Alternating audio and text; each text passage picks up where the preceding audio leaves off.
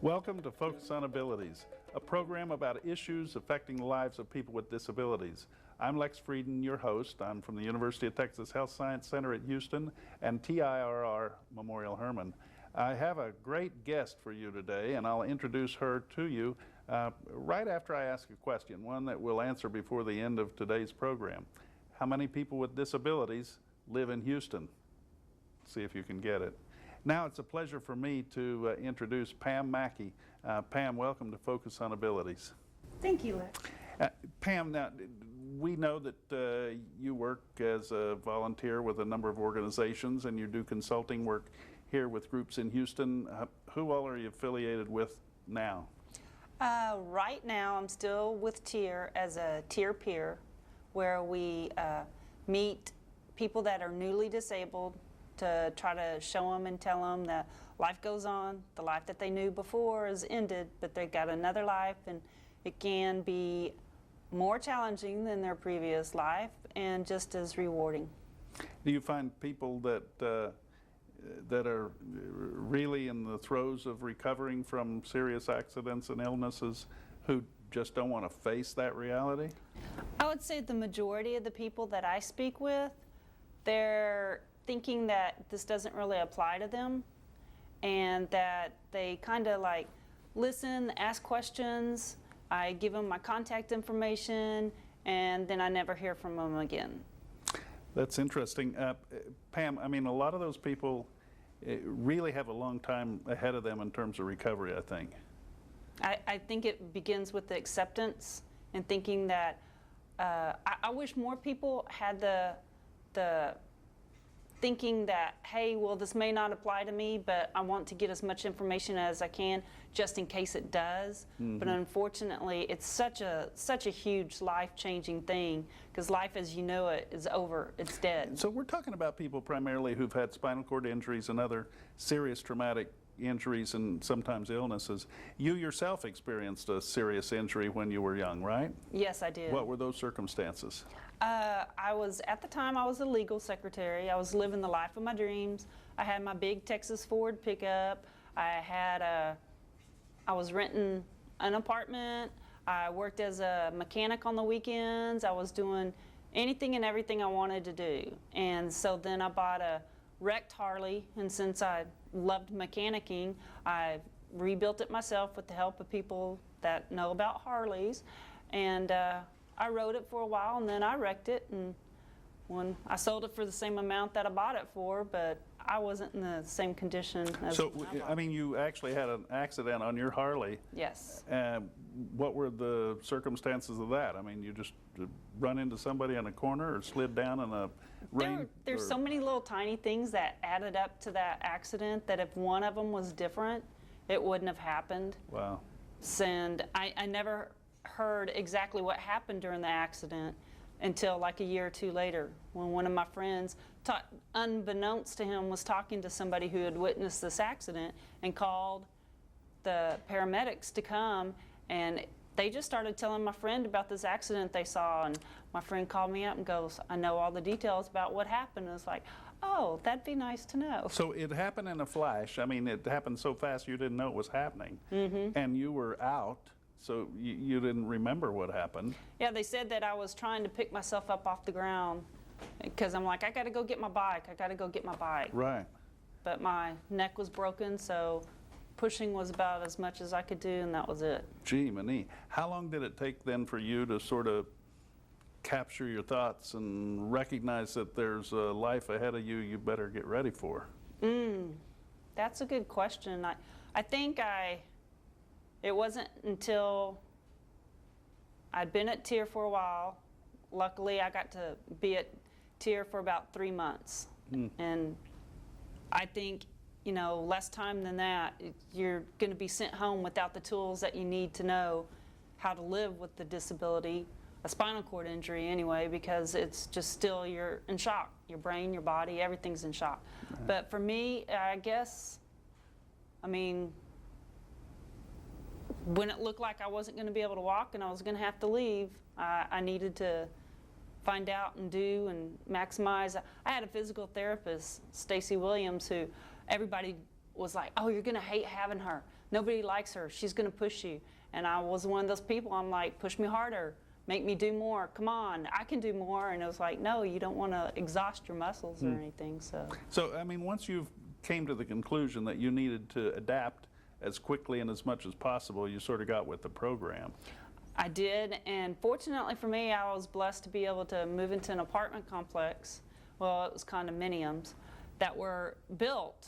It's called Banyan condominiums, and they were built back in the late 70s when there was an apartment complex and they wanted to modify a bunch of the apartments for people with disabilities. And so they were living at these apartments and the complex got sold. And the new owners said, well, y'all bring the property value down, y'all got to get out of here. So they came up with an idea about building an apartment complex that was totally wheelchair accessible, but nobody had financed it. So they said, if you make them condominiums and you sell whatever certain percent before you ever break ground, then we'll do it. And so that's how Banyan got. So I moved into a place, 22 units. They were all wheelchair accessible, roll-in showers, everything, lower counter heights, wide doors. It was awesome. And the best part was the people that have been living with spinal cord injuries for multiple years that showed me, yeah, I've been living with this for 15, 20 years. So, I mean, it was fortuitous that you found this place and you were able to move in there and you had peer counselors in that context. And now basically you're returning the favor by being a peer counselor with the new patients at Tier. Are you still living in that complex, in the condos? Not anymore. Since then, I've moved out into a house. And the complex is still there, but since then, there have been a lot of development, so there are probably many more options for people who want to live in the community now. I believe so, and with the housing and everything, because I've heard of other places that are built that are all wheelchair accessible, and I'm hoping the idea of universal design really catches on. And that is? And universal design is made to where, well, an example is like when I was trying to sell the condo. A lot of people would see the roll-in shower and they were like turned off because disability brings up the idea of mortality, I guess, and people are afraid. But one thing that really opened my mind was when this couple came in and looked at it and they're like, oh, a European shower. I thought, oh, wow, yeah, because they don't waste time with all those extra little doors and enclosures and everything. Yeah. Or waste, not time, but space. So universal design, I first came into it when I visited my aunt and uncle who bought a brand new house in Georgetown, and they're both walking upright, bipedal people, but their shower is built to where it's like almost a little maze, but it's wide enough for a wheelchair. Okay. So you just walk into it and there's no steps over or anything. Well, I think the issue of housing for people with disabilities in Houston is one that's resolving itself over time because the Fair Housing Act requires apartment owners and developers to provide a certain number of those units that are fully accessible. I've lived in one after Tropical Storm Allison, and it was quite suitable, and I think more and more people have access now. The real issue is affordable housing because a lot of the apartments in Houston, which are accessible, cost quite a bit of money, and many people with disabilities who are just trying to find a job and so on, it's difficult for them to afford maybe the most accessible place. In that regard, Pam, what's been your experience in the job market? The job market, I've worked with the Center for Research on Women with Disabilities, and recently I've been working with St. Luke's Episcopal Health Charities, and that was, for me, it was really exciting and encouraging because the city of Houston had contacted them and wanted to find out how prepared are people for hurricanes. So before Ike, we did community-based research where we went out and instead of having questions about, is this in place, is this blah, blah, blah, we went out there and we just asked open-ended questions and we got the feedback from people about what they needed, what they wanted.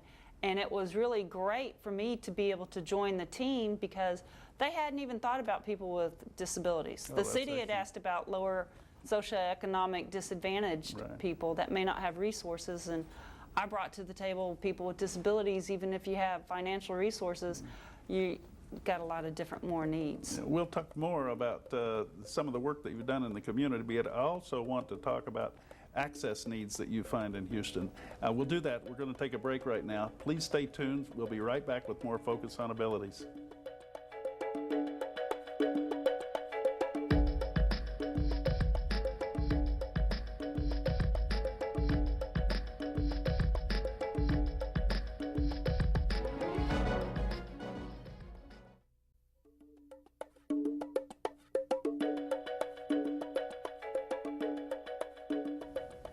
Welcome back to Focus on Abilities. I'm Lex Frieden, your host.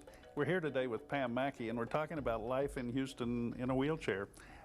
Pam, among the things we talked about in the first segment were people with disabilities who just got their disability. They're having the challenge of adapting to that disability, and a lot of people are fearful of living with a disability. Part of the reason, I'm sure, is because they think there are things they won't be able to do, and things that, you know, part of their life that they give up that they won't be able to enjoy. But I've heard you say on occasion that you think maybe you're having more fun now after you were disabled than you might have had you not been disabled. Is that really true? Well, I wouldn't necessarily say having more fun now. I didn't care for myself so much before, and I care for myself a lot more now.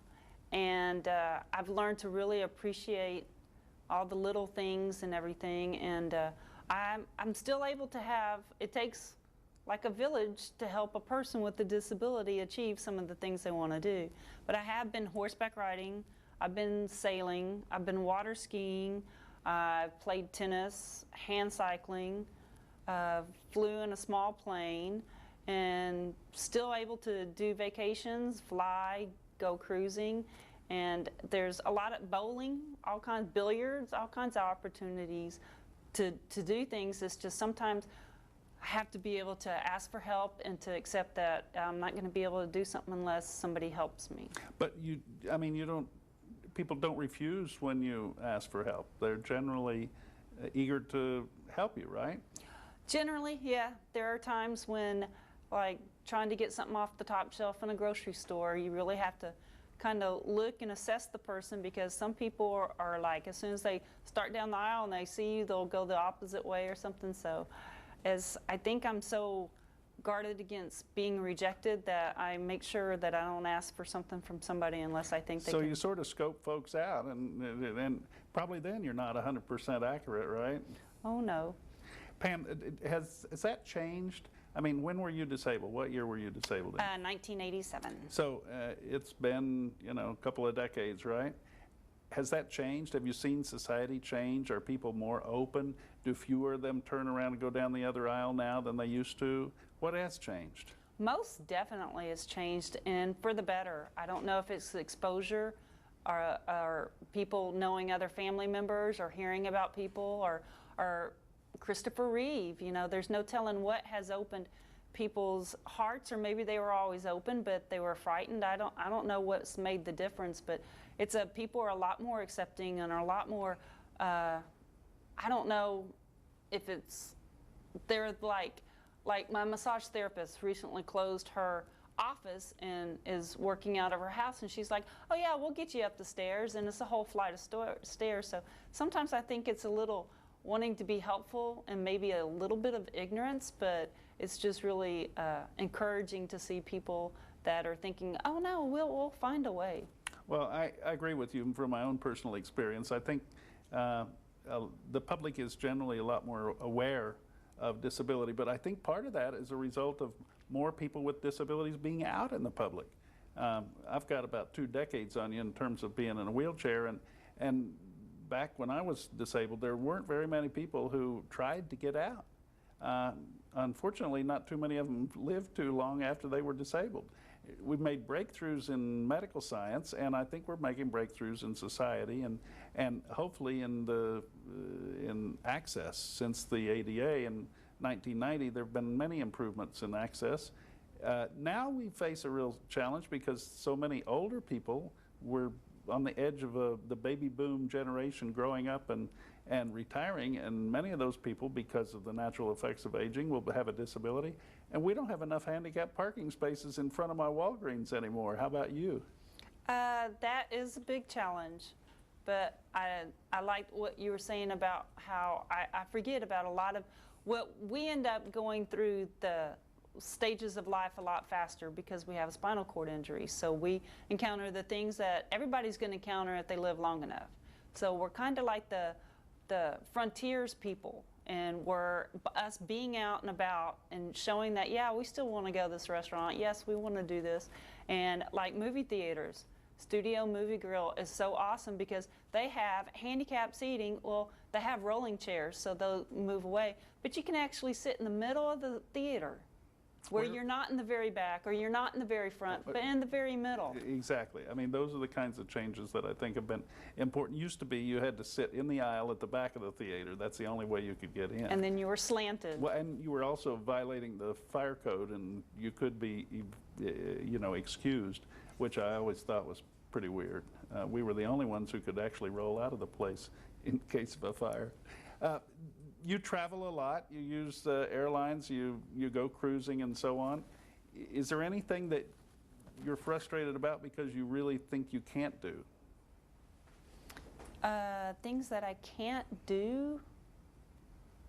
I mean, obviously you're not sitting around thinking about those things, but it just occurs to me, everything you've said are things that anybody might imagine doing, and you haven't been able to find any. I mean, you've been able to find ways to do those things despite having a disability.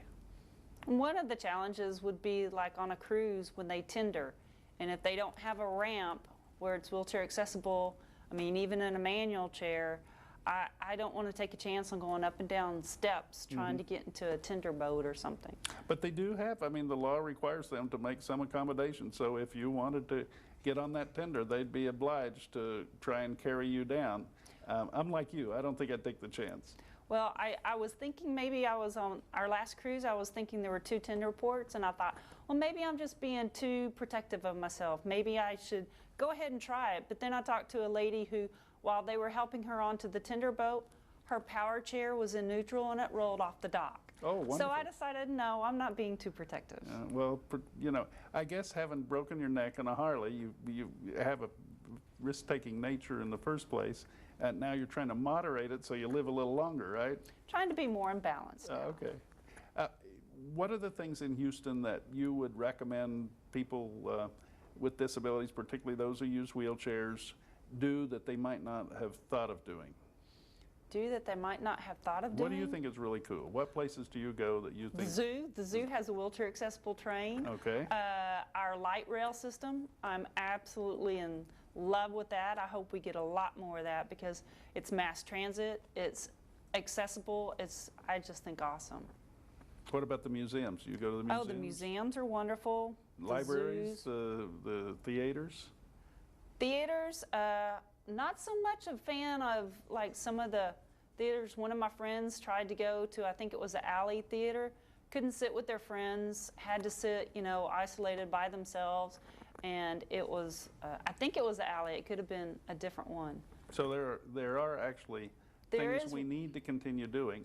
I know you were on the Houston Commission on Disabilities. The mayor appointed you to that role. I think you've graduated from that now, but does the Mayor's Commission on Disability play an active role in continuing to make Houston more accessible?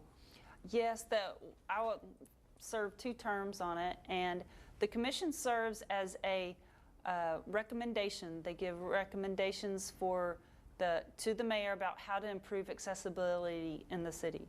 And I'm sure you're aware, but Houston was named the most accessible city, and I was very proud of that because I'm a native Houstonian, and I don't think I'd want to live anyplace else but Houston. So, Pam, I think it's wonderful that you have a chance to get out and around. What are some of the things that our city could do to make itself more accommodating for people with disabilities? Well, what I think they ought to do is say to be able to have a certificate of occupancy where I would say I want them to take it more than the federal thing, because right now if some place is inaccessible, it's almost like beating your head against a wall to make a change. But if the city was able to say, well, what if our city inspector is in a wheelchair and they can get into your place? So we're going to say from now on, if you want to renew your your certificate of occupancy, then you have to be wheelchair accessible. Okay, so it's not, what you would say then is we shouldn't apply those standards simply to new construction, but they should apply to existing facilities at this point. They've had long enough to make themselves accommodating people with disabilities. There's a lot of restaurants that I wish that would apply to, that I'd like to go to, that are just a hassle getting in the bathroom if you need to go. And that is, you call them and you can ask them, and I'm sure you've done this, and they'll say, oh yeah, we're wheelchair accessible, and then you get there and there's like four-inch steps or something, right. And yeah. Yep. Well, there are challenges, but obviously you've found ways around most of those challenges, and the ones that you haven't found ways around, you've become an advocate. We want to conclude the program right after this break, but I want you to think, Pam, about what you would advise family members of people with disabilities to do to become active as advocates in our community, help make the place a better place for all of us to live. We'll be right back. Pam will answer that question just after this break. Please stay tuned.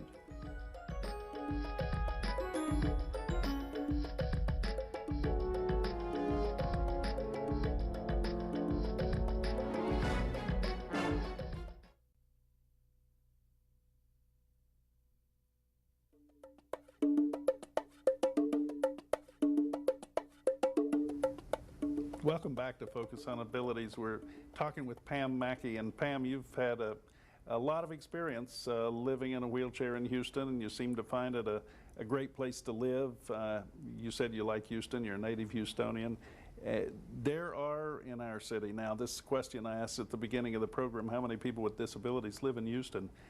If you base the figure on the population of around 5 million in the greater Houston area, we know from the census data that there are roughly 15%, perhaps more, in Houston who are people with disabilities. So that would mean there's, maybe 750,000 people with disabilities living in the greater Houston area. Not all of those people are severely impaired, and not everybody uses a wheelchair, but lots of folks do.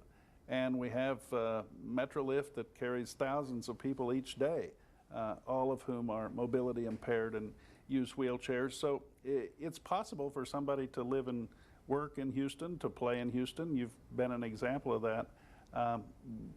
What kinds of things, there are things that need to be done, and people need to get involved. What would you say to a family member of a person with a disability, or an individual themselves who are perhaps anxious about getting out, perhaps anxious about applying for a job, or going out to eat, or whatever? What would you say to them? What would you advise them?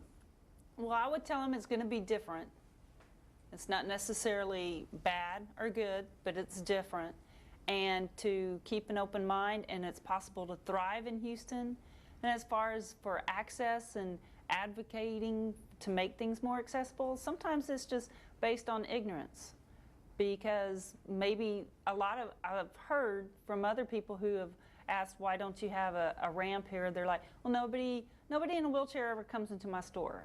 And it's like explaining to them, well, they can't get into your store because there's not a ramp there. And it's same with different disabilities and everything, because it's a lot of times people have like hidden disabilities, like deafness or something. And so then when people don't understand, they think they're being rude when they don't answer them, and it's just that they're not able to read their lips or even know that someone behind them is trying to get their attention.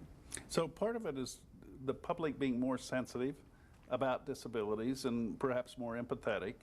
Another part of it, as you said, was ignorance. People really don't know what we need in order to be accommodated. And so I guess the conclusion from that was that we as individuals need to be respectful that others must learn, and we need to see ourselves as teachers and mentors and advocates. And if they don't know what's wrong, they will never know unless somebody explains it to them. I guess we need to learn to articulate better what our needs are, at the same time remembering that the law is on our side. We have a right as American citizens to free and equal access, right? Yes, most definitely. Have you used the ADA? What do you mean by use the As a ADA? tool, have you ever filed a complaint? I have tried, and well, I've never gone to the federal part and done that, but I have contacted businesses, and I've encountered like almost, I wouldn't say violent opposition. People get nervous about it.